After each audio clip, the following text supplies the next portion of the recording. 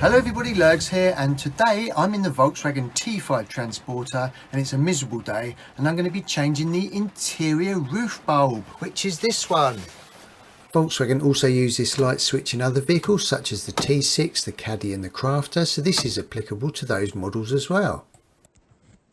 But before we get started on the how-to video, let's have a quick cup of tea. This light switch has 3 different positions: permanently on, only on when one of the doors is open or the tailgate or the side door, or permanently off. So in the middle position, when you open any of the doors, that courtesy light comes on the roof light, and it stays on for about 40 seconds once the doors are shut, and then it gradually fades out, or unless you put the ignition on. And I'll just show you what's happening with this one. That is switched off. Middle is courtesy, and then when I switch it on, it kind of just flashes and doesn't stay on. What you'll need is a flat bladed screwdriver to remove this, or a plastic trim tool, and just gently pop it off. There we go, nice and simple. And that is the light switch unit there. First of all, you need to unplug it, and you do that by gently squeezing these 2 nibs at the top. That releases the catches on either side, and then just gently slide that plug outwards. When you plug that back in later on, it can only go in one way. It's got some like train tracks in it. You can't put it in accidentally upside down. Now to get access to the bulb, just slide this cover upwards and away, and that is where the bulb is, and it just sits inside as part of the circuit. So just gently push it and then slide it away and then remove it. If we look at this bulb against a white piece of paper, you can see that it's started to burn, but it's not actually blown, but it could just be faulty on its way out. And this is the replacement bulb you need. I've got a Lucas LLB265. This is a 12 volt 10 watt bulb. And it says here, trust Lucas. Is that George Lucas? Well, I trust him with Star Wars. Well, the originals, not the prequels.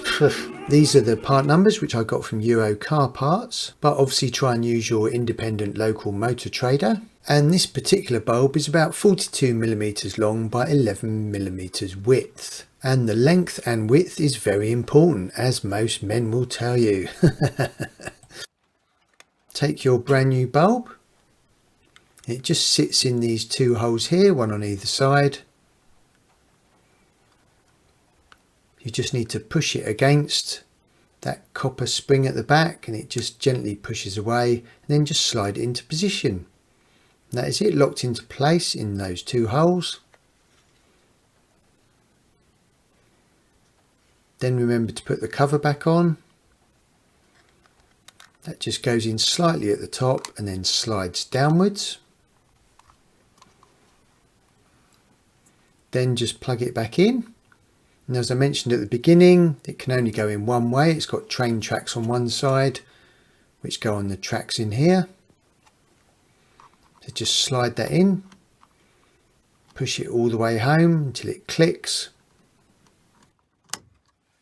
Then to put it back, tuck one end in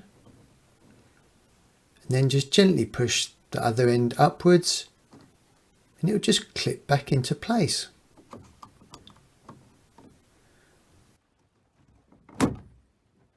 Right, now let's test it. We'll test it in the middle part, courtesy light when the doors are open.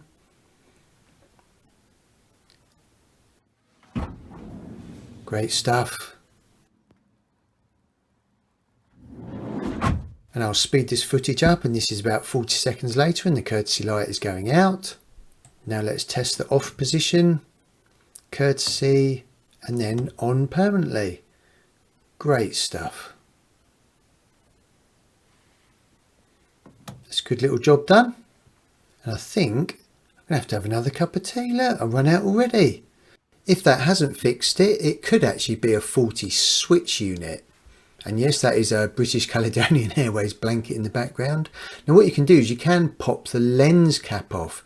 Now I wouldn't advise pushing these nubbins in at the side here because they might snap off. The easiest way to do it is actually just to flex the case outwards slightly with your flat bladed screwdriver, and then the lens will actually pop out. What this will do is give you access to the circuitry inside, and then you might be able to see if there's anything wrong. Flex it in there with your flat bladed screwdriver, and then you can see that little divot just starting to pop out of the hole. There we go, that's actually come out.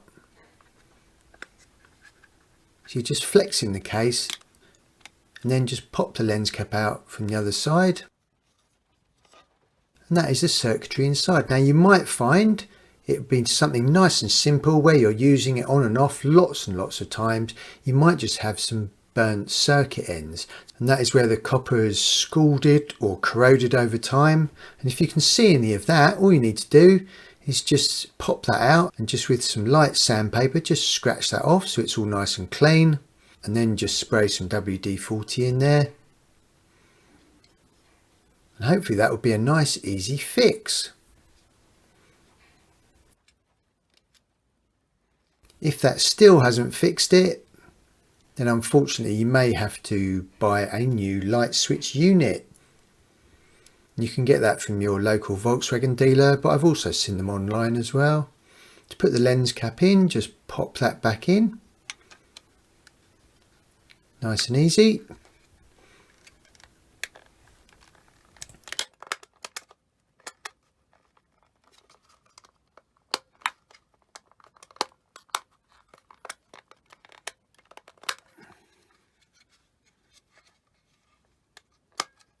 If you do need to order a new light switch unit, the code is in the bottom left here. And even this simple how-to job definitely deserves another cup of tea. I'm just going to go for a quick drive. While I'm having a drive, in the top right is how to activate the fog lights on a Volkswagen. And in the top left, how to test your car or van fuses using a car blade fuse tester. That means you don't have to remove them. And in the bottom left, how to test your battery with a multimeter. Hope that was useful. Safe driving.